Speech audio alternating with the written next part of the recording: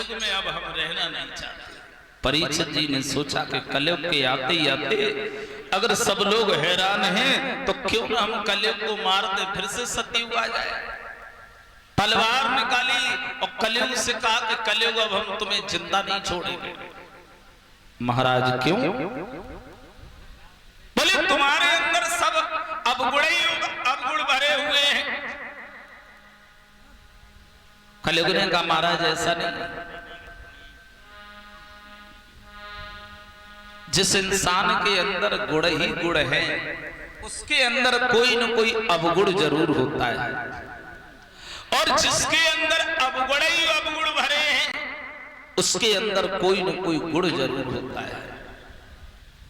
परीक्षित जी ने कहा, तो कलयुग ने पूछा तुम्हारे अंदर कोई गुण है? बोले हाँ महाराज, जो न सतयुग में न त्रेता में न द्वापर में।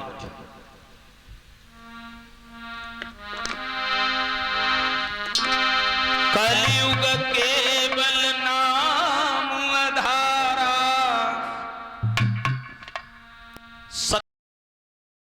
कंदराम गुफा में बैठकर लोग 1,000 वर्ष तक तपस्या करते थे, लेकिन उन्हें परमात्मा के दर्शन नहीं हुए। लेकिन महाराज कलयुग में ऐसा नहीं है। कलयुग में एक बार जो सच्चे मन से परमात्मा का नाम ले लेगा उसका भव सागर से बेड़ा पार हो जाएगा। कलयुग में केवल नाम का आधार है। परमात्मा का नाम ऐसा नाम है, भावना में भावना तो भावना बेकार है, और यदि भावना में भाव है तो भाव से बेड़ा पार। मधुरता कंठ में न होती तो शब्द विस्पान बन गया होता। मधुरता कंठ में न होती तो शब्द विस्पान बन गया होता। वासना यदि प्रेम में न होती तो प्रेम भी एक वरदान बन गया होता। भावना यदि भक्त में न होती तो भक्त भी आज भगवान बन गया। भक्त में और भगवान में अंतर तो इतना ही है ना। परमात्मा केवल भाव के भूखे हैं, धन के भूखे नहीं। वो तो खुद ही लक्ष्मी के पति हैं, और जो भाव से बुलाता है तो परमात्मा जरूर जाते हैं। आइए एक बार बुलाएं आप और हम सभी लोग ताली बजाएं।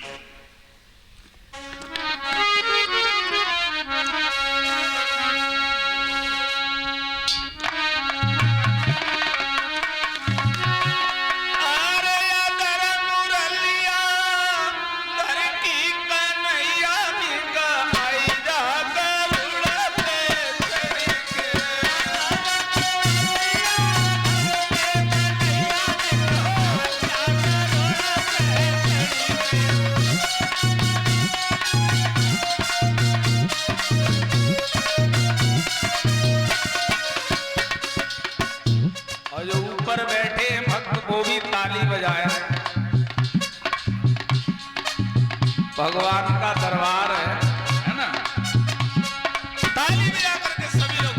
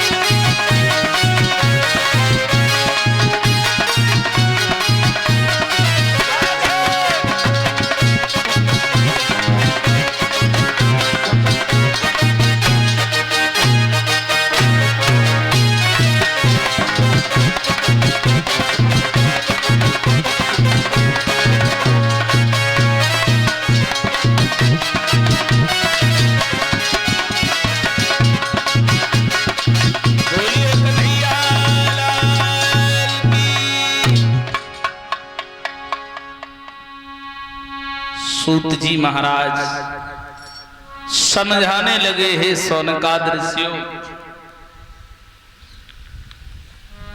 धर्म ने कहा महाराज इस कलयुग को मार दो। तो परीक्षित जी जब मारने के लिए चले तो कलयुग ने कहा महाराज अगर हमारे अंदर अवगुण है तो गुण भी है। सतयुग त्रेता द्वापर में अगर हम किसी के प्रति दूषित भावनाएं सोच लेते थे तो हमें मनसा पाप लग जाता था, लेकिन महाराज कलयुग में ऐसा नहीं है। कलयुग में जब तक पाप करोगे नहीं तब तक तुम्हें उस पाप की सजा नहीं। भागवत श्रोताओं, इधर कलयुग ने कहा महाराज मेरा कोई ज्यादा बड़ा परिवार नहीं है और उम्र में मैं भी सबसे छोटा हूं। मेरी उम्र है 4,32,000 वर्ष। हर युग से छोटा है कलयुग।